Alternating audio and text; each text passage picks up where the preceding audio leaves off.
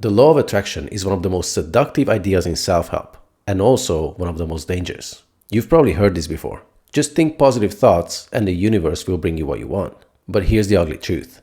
The law of attraction doesn't attract what you want, it attracts what you are. And if who you are, deep down, is wired for survival instead of success, no vision board, no crystal, no moon ritual is gonna save you. So if you've been manifesting like crazy, but your life still looks the same, this video is going to explain exactly why that happens and what you can do to change it. Let's be honest for a second. The law of attraction kind of sucks. Not because it's total nonsense, but because most people completely misunderstand what's really going on behind the scenes. They think it's about wanting something badly enough, or thinking positive thoughts until the universe rewards them with a check in the mail. But again, here's what nobody tells you. You don't attract what you want, you attract who you are. And the real problem is, who you are was mostly built by other people. Think about it. When you were a kid, like before age 7, you didn't get to choose your beliefs. You didn't sit down and decide what kind of life you wanted to create. You were just soaking everything in. Whatever your parents believed, whatever energy was in the house, whatever you had to do to stay safe or get love, that became your blueprints. It's like you were handed a phone with a bunch of pre-installed apps you never asked for, but they're running in the background, draining your battery anyway. So if mom and dad stressed about money, if love felt conditional, if success meant pressure or being judged, now as an adult, you're manifesting from that. That's the version of you placing the order with the universe. And that's why things don't shift, because your unconscious still believes those old patterns are what's safe. Even if you say you want more, your system is just trying to survive. Here's where things get interesting. Your unconscious mind is the gatekeeper of your entire reality. And it doesn't care about your goals, your dream board, or your 5-year plan. It has one job and one job only: keep you alive. Now, when you were a kid, survival didn't mean outrunning lions. It meant getting attention, staying safe, and being accepted. Let's say love in your family was conditional. Maybe your dad only noticed you when you brought home good grades or when you played the good kid role. You don't process that as, oh, my dad had his own issues. You process it as, it's not enough just to be me. I have to earn love. I have to achieve to be seen. And that belief becomes part of your operating system. And your unconscious, trying to protect you, says, okay, this works. Let's run this pattern forever. So now you're an adult wondering why you keep burning out at work, why you pick emotionally unavailable partners, or why your business never quite takes off. It's not random. You're unconsciously recreating situations that match the identity you formed to survive. And here's the catch. Your unconscious doesn't want better. It wants familiar, even if familiar feels awful. If you survive scarcity, it attracts more scarcity because that feels safe.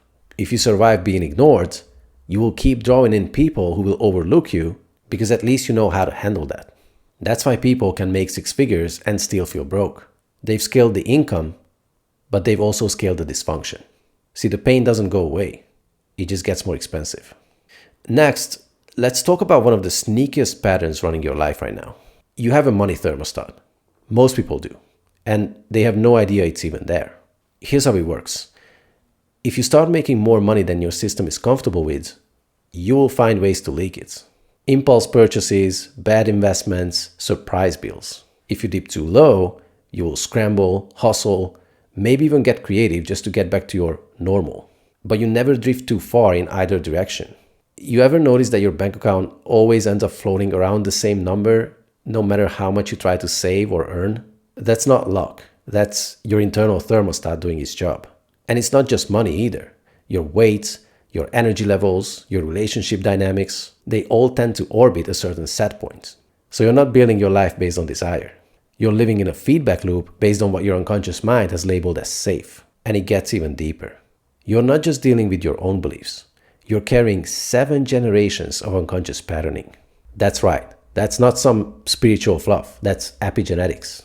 According to research by Bert Hellinger, your system holds the memory of up to 7 generations of trauma, scarcity, shame, and fear. So if your ancestors ran from famine or lost everything in a war, your unconscious might still think that stability is dangerous or that money isn't safe to hold on to. That's why inside my coaching program, we don't just slap affirmations on your wounds and call it a day. We go straight to the roots. and we help you recode the structure that's been secretly shaping your results. Because if you don't upgrade that internal setting, you'll keep living out the same patterns, just with a different paycheck. Look, if good vibes were enough, we would all be rich and in love by now. So if the law of attraction sucks, what actually works? The answer is structure. That's the part nobody talks about. What people call manifestation is usually just a byproduct of a well-built structure, not magic or woo-woo, real-world mechanics. It's called structural tension, and it comes from physics, systems theory, and human behavior. Not some barefoot guy on YouTube telling you to charge your crystals under the full moon. Here's how it works. Take a rubber band and stretch it between two fingers. I don't have one, but you can imagine that I do. One finger is where you are, the other finger is where you want to be. And when you stretch it out like that, that tension wants to resolve. Now, in a solid structure, it pulls you forward toward your goal without grinding, forcing, or burning out. But in a broken structure, where your identity is locked in fear or scarcity, that tension snaps you right back to your old baseline. So what do we actually do? Well, the first step is create a true end result. Not a fix, not something you need to solve a problem. Choose something that lights you up just because you want it. Step 2, step into the emotion of the end result. See it, feel it, let your body experience it as if it's already happening now. Here's the trick. Your unconscious doesn't know the difference between real and something vividly imagined. That's why you cry at movies. That's why you get butterflies when you think about your crush. That's why you flinch at a horror scene even though your brain knows it's fake. The unconscious doesn't deal in logic. It responds to emotionally charged repetition. So don't just daydream. Train your system. Feel it until it becomes familiar. Because once it feels safe, it starts to actually become real. So how do we actually shift the pattern?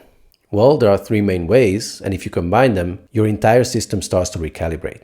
The first one is creative rehearsal. You do it in your mind first. You close your eyes, drop into the emotion of already having what you want, and live it. Not once, not occasionally, every single day. Remember, you're not just visualizing. You're rehearsing reality until your body starts believing it's normal.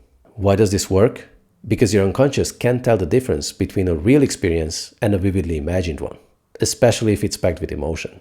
So instead of reacting to your current reality, you're feeding it a new blueprint. And if it feels safe enough times, your system starts making space for it to actually happen. The second one is environment. Change your surroundings, change your results. I'm not saying move to Bali and drink green juice on a surfboard. I'm talking about the people around you. Your 5 closest friends are shaping your financial thermostat, your standards, and your sense of what's normal. If everyone around you is surviving, your unconscious will keep you there in order to fit in. But if you are around people who are growing, investing, creating, you will rise just to stay in the room. And the third one is micro decisions. Now this one is massively underrated. Let's say you save $10 this week. Now, that won't make you rich, but it sends a signal to your unconscious. I am someone who invests. I have more than enough. I'm not just scraping by anymore. And it's not about the money. It's about reinforcing the identity of someone who's abundant and intentional. Over time, these micro decisions will rewire your entire structure. So here's the truth. The law of attraction doesn't suck because it's completely wrong. It sucks because it's incomplete. You don't attract what you wish for. You attract what your structure is set up to allow. And that structure is built on who you believe you are, deep down, beneath the journaling, the vision boards, and the positive thinking. If that identity is still wired for survival, then no amount of manifesting is going to move the needle. So if you're done playing small, if you're ready to stop trying to escape your reality and start creating a new one, then I've got something for you. Inside my free Skool group, I'll show you exactly how to step into your future identity, build structural tension that actually pulls you forward, and recode the hidden resistance that's been keeping you stuck for years. And again, this isn't fluffy mindset talk, there's actual science behind it. Think of law of attraction like trying to rewire your brain with wishful thinking. What I teach taps into neuroplasticity, real rewiring through repetition and structure. So if you're ready to stop attracting what you've survived and finally start creating what you want, click the link, join the free community, and I'll help you build a life your unconscious finally says yes to. No more waiting on signs from the universe. I'll see you inside.